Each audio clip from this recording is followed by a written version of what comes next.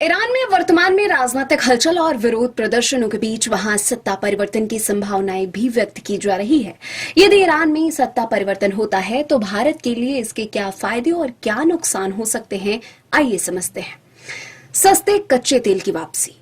वर्तमान में अमेरिकी प्रतिबंधों के कारण भारत ईरान से तेल नहीं खरीद पा रहा है। यदि नई सरकार आती है तो अमेरिका के साथ उसके संबंध सुधरते हैं तो भारत को फिर से ईरान से सस्ता और गुणवत्तापूर्ण कच्चा तेल मिल सकेगा।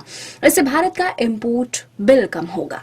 चाबहार पोर्ट का विस्तार। सत्ता परिवर्तन के बाद यदि स्थिरता आती है तो चाबहार बंदरगाह परियोजना में तेजी आएगी। यह भारत को पाकिस्तान को दरकिनार कर अफगानिस्तान और मध्य एशिया तक पहुंचने का सीधा रास्ता देता है।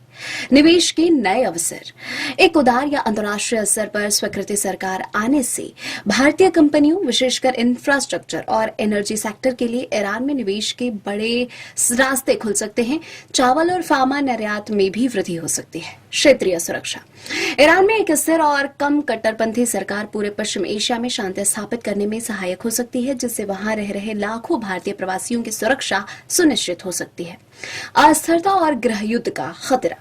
यदि सत्ता परिवर्तन हिंसक होता है तो ईरान में लंबे समय तक अस्थिरता रह सकती है। इससे भारत के करोड़ों डॉलर के निवेश जैसे चाबहार और INSTC अधर में लटक सकते हैं। इससे निवेश डूबने का खतरा भी पैदा हो सकता है। चीन का बढ़ता प्रभाव।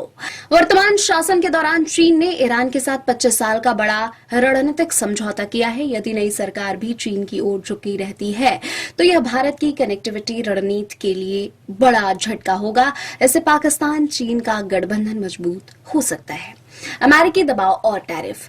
हाल ही में अमेरिकी राष्ट्रपति ट्रंप ने ईरान के साथ व्यापार करने वाले देशों पर 25% अतिरिक्त टैरिफ लगाने की चेतावनी दी है। सत्ता परिवर्तन के संक्रमण काल में भारत को अमेरिका और ईरान के बीच संतुलन बनाना बहुत कठिन हो सकता है। आपूर्ति श्रृंखला में बाधा। ईरान में तनाव बढ़ने से स्ट्रेट ऑफ हॉर्मुज़ के बाद बंद होने का खतरा बढ़ सकता है। इससे भारत में पेट्रोल डीजल की कीमतें आसमान छू सकती हैं। ईरान में सत्ता परिवर्तन यदि लोकतांत्रिक और शांतिपूर्ण तरीके से होता है तो यह भारत के लिए दीर्घकालिक लाभ लेकर आएगा, लेकिन यदि वहां लंबे समय तक संघर्ष चलता रहता है तो भारत की ऊर्जा सुरक्षा और रणनीतिक योजनाएं गंभीर संकट में पड़ सकती हैं।